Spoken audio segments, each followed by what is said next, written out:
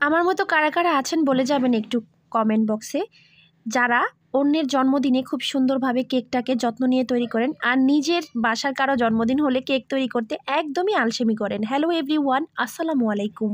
এই কেকটা ছিল 2 শেডের অর্থাৎ 2 ফ্লেভারের।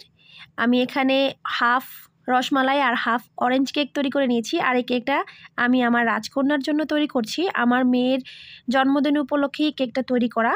আর কেন জানি না বাসায় কারো জন্মদিন হলে বা কোনো ধরনের ওকেশন হলে কেক বানাতে আমার একদমই আলসেমি লাগে। খুব বেশি প্রেশারের চাপ থাকে অথবা অন্য কোনো কাজ থাকে, যে কাজের জন্য আমি নিজের বাসার নিজের লোকদের জন্যই কেকটা বানাতে খুবই কষ্ট বোধ করি। মনে হয় ঠিক আছে যেমন তেমন একটা কেক বানিয়ে দেই, খেয়ে নিবে। কিন্তু অন্যের জন্য যখন কেক বানাই বা একটা কেকের অর্ডার আসে, শরীরটা যতই খারাপ লাগুক বা যত কাজ থাকুক, সেটাকে খুব ধৈর্য সহকারে যত্ন নিয়ে ভালোবাসা দিয়ে বানাতে হয়। আমার মতো যদি আপনারাও এরকম হয়ে থাকেন, অবশ্যই একটু কমেন্ট বক্সে জানিয়ে যাবেন আপুরা। তা আমি এখানে আমার মেয়ের জন্য একটা কেক তৈরি করছি। তো এই কেকটাকে তৈরি করার আগে আমি চিন্তা করছিলাম কি কেক তৈরি করব। আমার মেয়ে বরাবরের মতোই আমাকে কি কালার কেক তৈরি করব সেটা বলে দিয়েছে, তবে তার কোনো ধরনের ফ্লেভার বা কোনো ধরনের অন্য কিছু পছন্দ না। তাকে আমি যে ফ্লেভারটাই তৈরি করে দিব সেটাই সে খাবে, সেটাই তার কাছে ভালো লাগে। সে বলে, আম্মু তুমি যে ফ্লেভারটাই বানাও না কেন সেটাই আমার কাছে ভালো লাগে। তো আমি চিন্তা করলাম যেহেতু সবসময় চকলেট আর ভ্যানিলা খাওয়াই হয়, এজন্য আমি এখানে রসমালাই আর অরেঞ্জ ফ্লেভারের দুইটা সাইডে 2 ফ্লেভারের তৈরি করে নিয়েছি। তো এতে করে দেখা যাবে আমি বাসায় যেহেতু খাবো, আলাদা আলাদা তৈরি করলাম না, একসাথেই তৈরি করে নিয়েছি, সবাই খেতে পারবে।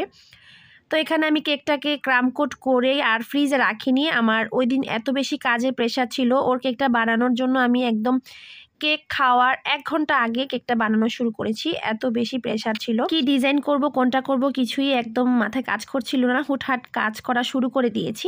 তা আমার মেয়ে শুধু বলে দিয়েছিল, আম্মু তুমি যাই বানাও শুধু হট পিঙ্ক কালারের বানাবে, মানে রানী গোলাপি কালারের যে কেক কালারটা হয় সেটা, এটা আমার অনেক পছন্দ। সে যেহেতু কালারটাকে সিলেক্ট করে দিয়েছে, তারপরেও আমি চিন্তা করছিলাম কি ডিজাইন করা যায়। তো হুটহাট মাথায় একটা ডিজাইন চলে এসেছে, সেটাই আজকে করব। তো এখানে আমি হট পিঙ্ক কালারের ক্রিম করে নিয়েছি, যেহেতু এটা খুবই গাঢ় কালার। আমি প্রথমে সাদা ক্রিম দিয়ে ভালো করে কেকটাকে কাভার করে নিয়েছি। এবার একটু হালকা করে আমি ক্রিমটা দিচ্ছি যাতে করে খাওয়ার সময় এটা খুব বেশি খারাপ না লাগে। সবসময় আমি চেষ্টা করি গাঢ় কালারের যে ক্রিমগুলো সেগুলো একদমই হালকা পরিমাণে ব্যবহার করতে। এতে করে কিন্তু ক্রিমের টেস্টটাও নষ্ট হয়ে যায় না আর কেকটাও খেতে ভালো লাগে। অনেক সময় দেখা যায় অনেক পরিমাণে কালার ইউজ করলে ক্রিমের টেস্টটা নষ্ট হয়ে যায়। তো এইভাবে ইউজ করলে কিন্তু ক্রিমের কালারটা আর ক্রিমের টেস্টটা একদমই পারফেক্ট থাকবে। আর আমি আজকে কেকের জন্য যে কালারটা ইউজ করেছি, কেন জানি আমার ক্যামেরায় কালারটা একদমই বোঝা যাচ্ছিল না। এটা একদমই টকটকে একটা রানী গোলাপি কালার, হট পিঙ্ক কালার যেটাকে বলা হয়। ভীষণ সুন্দর ছিল কালারটা, তবে দুঃখজনকভাবে আমার ক্যামেরায় কেন যেন কালারটা আমি আনতেই পারছিলাম না। তো যাই হোক, আমার মেয়ে যেই কালারটা চেয়েছিল সেম সেই কালারটাই আমি তৈরি করেছি।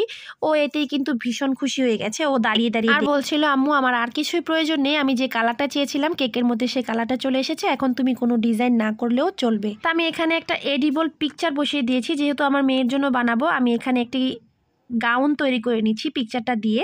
তো গাউন তৈরি করার জন্য আমি এখানে হালকা লেমন কালারের একটা ক্রিম তৈরি করে নিয়েছি। কেন জানি মনে হচ্ছিল হট পিঙ্কের সাথে এই কালারটা ভীষণ ভালো যাবে। আমার কাছে তো ভীষণ ভালো লেগেছে কালার কম্বিনেশনটা। আপনাদের কাছে কেমন লেগেছে কমেন্ট বক্সে জানাতে ভুলবেন না। তো আমি এখানে 1M নজেল দিয়ে এই ফ্লাওয়ারগুলো তৈরি করে নিয়েছি।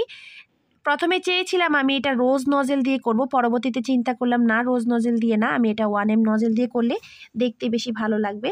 আর এখানে আমার কিছু ফন্ডেন্ট দিয়ে সূর্যমুখী তৈরি করা ছিল ফুল, এই ফুলগুলো আমি এখন এখানে দিয়ে দিচ্ছি। তো যেহেতু খুবই তাড়াহুড়া ছিল, খুব সময় কম ছিল, তো আমি এখানে এগুলো দিয়ে দিয়েছি। আর কিছু পাতাও আমার ফন্ডেন্ট দিয়ে আগে থেকেই বানানো ছিল, সেগুলো অ্যাড করে দিয়েছি। এই ডিজাইনটা এত বেশি তাড়াহুড়া করে তৈরি করেছি, আমি নিজেও জানি না আমি কি তৈরি করেছি। আপনারা কমেন্ট বক্সে জানাতে ভুলবেন না আমার এই ডিজাইনটা কেমন। আমার মেয়ের যে গেস্টগুলো এসেছিল, মানে ওর বান্ধবীরা, ওরা কিন্তু খুব বেশি পছন্দ করেছে। আর আমার কাছেও কিন্তু এই কেকের লেয়ারগুলো বেশি ভালো লেগেছে, কারণ এখানে যেহেতু অরেঞ্জ আর রসমালাই দুইটা ফ্লেভারই একসাথে পাওয়া যাচ্ছিল, খুবই ভালো লাগছিল কেকটা খেতে। তো আপনারাও যারা কুমিল্লা সিটির মধ্যে এই ধরনের ইউনিক ডিজাইনের কেকগুলো অর্ডার করতে চাচ্ছেন, আমাদের পেজে ইনবক্স করে ফেলুন। আর যারা আমার ভিডিওটি দেখছেন, ভিডিওটি শেয়ার করতে কিন্তু একদমই ভুলবেন না। আর আপনাদের সাথে কথা বলতে বলতে কিন্তু আমার কেক ডেকোরেশনটা একদমই কমপ্লিট। কেমন হয়েছে কমেন্ট বক্সে জানিয়ে যাবেন। সবাই ভালো থাকবেন। আজকের মতো বিদায় নিচ্ছি। আল্লাহ হাফেজ।